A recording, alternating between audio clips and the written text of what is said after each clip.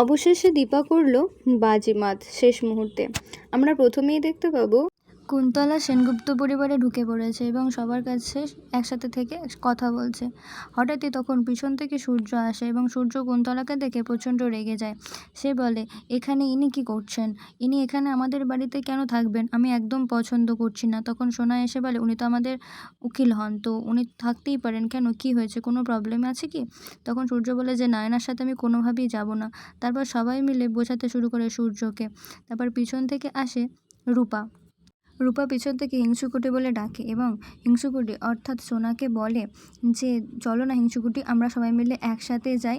তখন সোনা বলে রূপাকে যে না, আমি কোনোভাবেই তোমার সাথে একসাথে যাব না। তুমিও খুব ভালো করে জানো এবং আমিও খুব ভালো করে জানি আমরা কিসের জন্য কোর্টে যাচ্ছি, তো একসাথে যাওয়ার এই বিলাসিতা কিসের জন্য? সবাই মিলে তখন সেটা দেখে এবং ভাবে যে কেন কি করছে।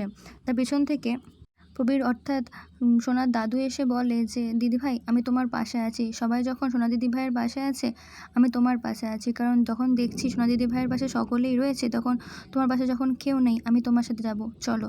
আর এই সব কিছু পাশ থেকে দেখছিল দীপা। দীপা বাইরে বেরিয়ে এসে ফোন করে অবিনাশকে। দীপা বলে, আপনি কোথায়, কাজ করেছেন তো? তখন অবিনাশ বলে যে হ্যাঁ, আমি সিসিটিভি ক্যামেরার ফুটেজ নিতে এসেছি। তারপরে আমরা দেখতে পাই কোর্টে সকলেই পৌঁছে গিয়েছে এবং সেখানে রূপা প্রচণ্ড বেশি চিন্তা বোধ করছে তার স্বামীর জন্য, অর্থাৎ কৃষ্ণর জন্য। তখন পাশ থেকে কুন্তলা ভাবে যে এরকম পরিস্থিতিতে দীপা এখনও এসে পৌঁছালো না। তারপর পুলিশ নিয়ে আসে কৃষ্ণকে কোর্টেতে। এটা দেখে এবং রূপা মনে মনে ভাবে, আমি কি ভুল করলাম? আমাকে বারবার কৃষ্ণ বলেছিল যে সে নির্দোষ, আমি তাকে দোষী ভাবলাম, কিন্তু এখন কি করব? এটা দেখে সে প্রচণ্ড দুঃখ প্রকাশ করে। তারপর কোর্টের মধ্যে সবাই মিলে উপস্থিত হয়। শেষে কোর্টের জজ সাহেবও চলে আসেন। তারপরে তিনি বলেন, আপনাদের কাজকর্ম শুরু করুন। প্রথমে কুন্তলা শুরু করে। কুন্তলা বলে যে আমার ক্লায়েন্ট সোনা কৃষ্ণর বিরুদ্ধে অভিযোগ জানিয়েছে যে কৃষ্ণ তার সাথে খারাপ ব্যবহার করার চেষ্টা করেছে এবং সেটা করেওছে। এই কারণে কৃষ্ণকে তারা পুলিশের হাতে তুলে দিয়েছে এবং তারাই এবার সব রকম সিদ্ধান্ত নেবে তারা কি করবে এবং কি শাস্তি কৃষ্ণকে দেবে। তখন কুন্তলা বলে যে আমি আমার ক্লায়েন্ট সোনাকে কাঠগড়ায় ডাকতে চাই, আপনি প্লিজ অনুমতি দিন। তারপরে সোনাকে কাঠগড়ায় নিয়ে আসা হয়। সোনা কাঠগড়ায় এসে সমস্ত সত্যি কথা বলে। সে বলে যে হ্যাঁ, আমার সাথে সে খুব খারাপ ব্যবহার করেছে। প্রথমে একটা মেসেজ করে আমাকে ডেকে পাঠায় বাড়ির পিছনে। তারপর সেই মেসেজে বলে আমার মরা স্বামীর কথা, তাই আমি সেখানে আসি। তারপরে আমি এখানে আসার পর দেখতে পাই সে পিছন থেকে আমাকে জড়িয়ে ধরে এবং আমার সাথে খারাপ ব্যবহার করার চেষ্টা করে। আমি যখন তাকে এসব করতে বারণ করি, তখন সে কোনোভাবেই এসব বন্ধ করে না। এই সমস্ত কিছু শুনে সূর্য প্রচণ্ড রেগে যায় এবং ভরা কোর্টের মাঝে দাঁড়িয়ে সে কৃষ্ণকে বলে, অসভ্য ছেলে, জানোয়ার ছেলে, কোনো শিক্ষা দীক্ষা নেই, বাজে একটা ছেলে, শেষ করে ফেলবো ওকে আমি, এখানেই মেরে ফেলে দেবো, কোনো রকম কোনো কিছু দেখবো না। তখন এটা দেখে রূপা প্রচণ্ড কান্নাকাটি শুরু করে দেয়। তারপরে সূর্যর বাবা সূর্যকে বলে যে এইসব করিস না, তুই সবসময় সব জায়গায় যে এরকম হঠকারিতা করিস না, তুই আগের বার ঠিক একই কাজই করেছিলি, এখনও ঠিক সেম কাজ করিস না। তুই আবার যদি এরকম কাজ করিস তাহলে অনেক প্রবলেম হয়ে যাবে, তুই সেটা বুঝতে পারছিস না। তারপরে অন্যদিকে আমরা দেখতে পাই দীপাকে। দীপা বাড়ি থেকে বেরিয়ে আসে অবিনাশের কাছে সেই সিসিটিভি ফুটেজটা নেওয়ার জন্য। সে অবিনাশকে জিজ্ঞাসা করে, আপনি সিসিটিভি ফুটেজটা নিয়ে এসেছেন, তাড়াতাড়ি দেখান দেখি সেখানে কাকে দেখতে পায়। তারপর সিসিটিভি ফুটেজটা অবিনাশ দেখায়, কিন্তু সেখানে তারা কাউকেই দেখতে পায় না, শুধু একজনকে দেখতে পায়, হুডি পরে একটা মাস্ক পরে একটা ছেলে। কিন্তু তারা পরিষ্কার করে বুঝতে পারে না এটা কারা এবং কে। তারা বুঝতেই পারে না কিভাবে এটাকে চিহ্নিত করবে, কিভাবে রুডিকে তারা সবার সামনে দোষী করবে এবং কৃষ্ণকে সবার কাছ থেকে দোষী থেকে নির্দোষ প্রমাণ করবে। সেই ভিডিওটা দেখার সময় তারা ভালো করে দেখতে পায় যে সেই ছেলেটা সিসিটিভি ক্যামেরাটা নষ্ট করে দেয়। এটা দেখে ওরা বেশি আরও ভয় পেয়ে যায়। তখন দীপা মনে মনে ভাবে, এ কি, ও তো সিসিটিভি ক্যামেরাগুলো নষ্ট করে দিল, এবার আমি কিভাবে কৃষ্ণকে নির্দোষ প্রমাণ করব? কিছু তো একটা উপায় বার করতেই হবে, নাহলে একটা নির্দোষ ছেলে এভাবে দোষী হয়ে যাবে, পুলিশের কাছে সবসময় দোষী হয়ে থাকবে, এটা আমি একদম মেনে নেব না, আমি কৃষ্ণকে বিশ্বাস করি।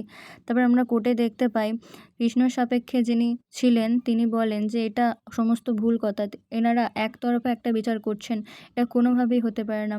তিনি বলেন যে আমার ক্লায়েন্ট কৃষ্ণ রায়ের সাথে ডক্টর সূর্য সেনগুপ্তর মেয়ে সোনা সেনগুপ্তর সাথে বিবাহ ঠিক হয়েছিল। সোনা সেনগুপ্ত কৃষ্ণ রায়কে বিবাহ করতে চেয়েছিল, কিন্তু তিনি সেই বিয়েটা না করে তার দিদি রূপা সেনগুপ্তর সাথে বিবাহ করেছেন। আপনাকে কিছু প্রমাণ দেখায়, তারপর তার জজ সাহেবের কাছে প্রমাণ নিয়ে যাওয়া হয়, সেখানে দেখানো হয় বিয়ে কার সাথে হয়েছিল। এই সমস্ত কিছু দেখে সোনা প্রচণ্ড বেশি রেগে যায়, সে মনে মনে খুব রাগোন্নতি ভাব প্রকাশ করে। তারপরে কুন্তলা পাশ থেকে এসে বলে যে আপনি তো বললেন বিয়ে ঠিক করেছিল, বিয়ে হয়েছিল, কিন্তু বিয়ে যতই হয়ে থাক না কেন, বিয়ে না হোক বা কিছু হোক, কিন্তু এখানে কৃষ্ণ রায়ের কোনোভাবে সোনা সেনগুপ্তর সাথে এরকম খারাপ ব্যবহার করা কোনোভাবে উচিত বলে আমার মনে হয় না। তারপর সে ডাকে ক্লায়েন্ট তার অর্থাৎ সোনার কাকিয়াকে, অর্থাৎ উর্মি সেনগুপ্তকে। উর্মি এসে বলে যে হ্যাঁ, কৃষ্ণ রায় ঠকিয়েছে সোনাকে, তার সাথে তার বিবাহ ঠিক হয়ে গেছিলো, আশীর্বাদ পর্যন্ত হয়ে গেছিলো, কিন্তু শেষ মুহূর্তে সে ঠকিয়ে রূপাকে বিয়ে করে। তারপরে কুন্তলা কৃষ্ণকে জিজ্ঞাসা করে তোমার কোনো বক্তব্য আছে? সে বলে না। তারপরে রূপা বলে আমি কিছু বলতে চাই, যদি আমাকে অনুমতি দেওয়া হয় আমি এখানে কিছু বলতে চাই। তারপরে সেও কাঠগড়ায় তাকে ডাকা হয়। তারপর কুন্তলা তাকে বলে আমি তোমাকে যা যা প্রশ্ন করব তোমাকে কিন্তু সেই সমস্ত উত্তর দিতে হবে। তখন রূপা বলে যে আমি সত্যি কথা বলতে ভয় পাই না। তারপর সে কাঠগড়ায় আসে এবং বলে যে আমার স্বামী কৃষ্ণ রায় এই সমস্ত কাজকর্ম কোনোভাবেই করতে পারে না, আমি এসব বিশ্বাস করি না, এখানে কোনো একটা ভুল হচ্ছে, আপনারা বিশ্বাস করুন। তারপর অন্যদিকে দেখতে পাই অবিনাশ এবং দীপা বিভিন্ন জায়গায় সিসিটিভি ক্যামেরা চেক করছে, তারা খোঁজার চেষ্টা করছে সেই ছেলেটা আসলে কে ছিল। তারা খুঁজে বার করার খুবভাবে চেষ্টা করছে, বিভিন্ন বিল্ডিংয়ের কাছে সিসিটিভির ফুটেজ চেক করার চেষ্টা করছে। তারপর একের পর এক বিল্ডিংয়ের কাছে যাচ্ছে এবং জিজ্ঞাসা করছে কোথায় সিসিটিভি ক্যামেরা কোনো ফুটেজ পাওয়া যায় নাকি। শেষমেশ একটা জায়গায় সে পায়, তারা যায়, কিন্তু সেখানে বলে তারা নাকি সিসিটিভি ক্যামেরা ব্যবহার করতে পারে না। তখন অবিনাশ বলে যে কোনো ব্যাপার না, আমি পারি, আমি দেখব।